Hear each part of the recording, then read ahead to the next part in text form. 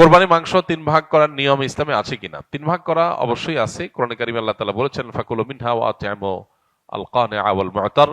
অন্য আয়াতে বলেছেন ফাকুলু মিনহু ওয়া আত'ইমু আল বাঈস আল ফাকির। কোরবানির পশুর গোশত তোমরা নিজেরা খাও এবং অন্যকে দাও। অন্যকে দাও এখানে আল্লাহ তাআলা 2 ভাগ করেছেন। কিছু আছে তারা সচ্ছল, আত্মীয়-স্বজন অভাবী না, আত্মীয়-স্বজন প্রতিবেশী এদেরকে আপনি দিলেন উপহার উপঢৌকন হিসাবে।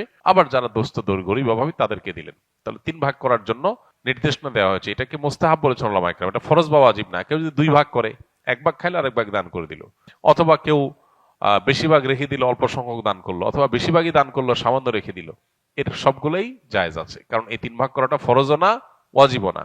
আবার এই 3 ভাগটা যার যার কোরবানির গোশত তিনি কোরবানির গোশতকে ভাগ করবেন তার মতো করে। তিনি কোন গরিবকে দিবেন না দিবেন তার ব্যাপার। আমাদের সমাজে কোরবানির গোশতকে সমাজের ভাগ নামে 1 ভাগ তোলন করে সেটা বন্টন করার যে নিয়ম আছে এটা পরিহারযোগ্য। বিশেষ করে গণহারে এটা যদি তোলা হয়, কেউ হয়তো 3 ভাগ করবেন না, তার কাছ থেকে আপনি জবরদস্তি নিয়ে নিলেন, শরীয়ত যেটা বাধ্য করেন আপনি বাধ্য করলেন, এটা অনুচিত কাজ।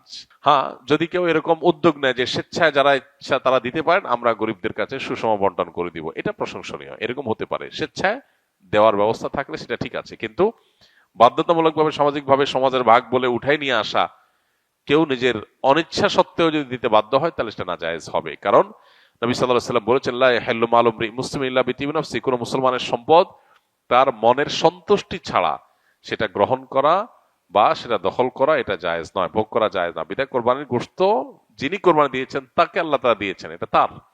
সো তার সন্তুষ্টি না থাকলে আপনি সমাজের ভাগ নামে তার কাছ থেকে উত্তোলন করলে সেটা জায়েজ হবে না।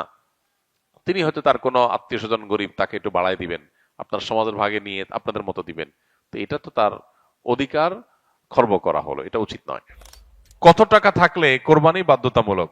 কোরবানি আসলে অনেক ইমামদের মতে ওয়াজিব, সেটা বাধ্যতামূলকই বলা যায়। আবার অনেক ইমামদের মতে কোরবানি করা সুন্নাত। হানাফি মাযহাব অনুযায়ী কোরবানি করা ওয়াজিব। কাদের উপর ওয়াজিব? যাদের কাছে যাকাত ফরজ হওয়ার মতো সম্পদ আছে। সেটা 1 বছর যদি নাও হয়, সম্পদের বয়স যদি 1 বছর নাও হয়, যাকাত দেওয়ার জন্য 1 বছর বয়স হইতে হয় সম্পদের বয়স, কিন্তু কোরবানির জন্য 1 বছর বয়স হওয়া লাগে না। এটা হলো যাকাত এবং কোরবানির মধ্যে পার্থক্য। মূল সম্পদের পরিমাণ সমান। যাকাতের জন্য যে পরিমাণ সম্পদ লাগে, কোরবানি করতেও সে পরিমাণ সম্পদ লাগে।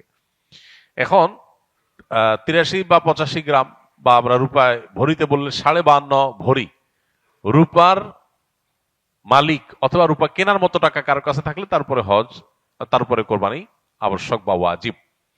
তো এইটার বাজার মূল্য এখন হিসেব করলে 80-85 হাজার টাকা প্লাস মাইনাস হয়, খুব বেশি না।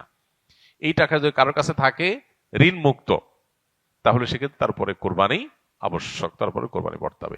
কোন কোন ব্যক্তির উপরে হজ ফরজ এবং বদলি হজের সঠিক নিয়ম জানতে চাই।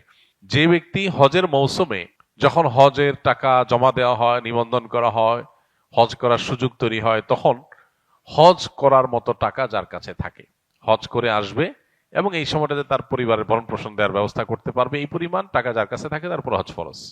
একজন নারী, তার জন্য হজ ফরজ হওয়ার শর্ত হলো তিনি তার নিজের এবং একজন মাহরামকে সাথে নিয়ে যাওয়া, হজ করে আসা এ পর্যন্ত ব্যয়ভার বহন করার মতো ক্ষমতা, আর্থিক ক্ষমতা তার থাকলে তখন তার উপর হজ ফরজ। তার মানে একজন পুরুষ আজকালকার যুগে ঋণ মুক্ত যদি 7 লাখ 7.5 লাখ টাকার মালিক হয়ে যায়, তারপর হজ ফরজ।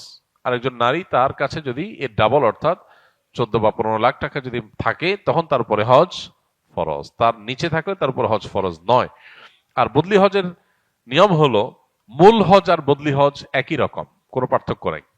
আপনি নিজের হজ যেভাবে করবেন, আরেকজনের পক্ষ থেকে হজ একইভাবে করবেন, একই উপায়ে করবেন। শুধু পার্থক্য একটাই, সেটা হলো আপনার নিয়ত থাকবে যে এটা আমি অমুকের তরফ থেকে করছি। শুরুতে যখন এহরাম পরে লব্বাইকা হাজ্জান বলবেন, তখন আপনি নিয়ত করবেন লব্বাইকা হাজ্জান আন অমুক, অর্থাৎ অমুকের পক্ষ থেকে আল্লাহ আমি হজের জন্য হাজিরা দিলাম, লব্বাইকা হাজ্জান, বাস এটা বলে আপনি শুরু করবেন।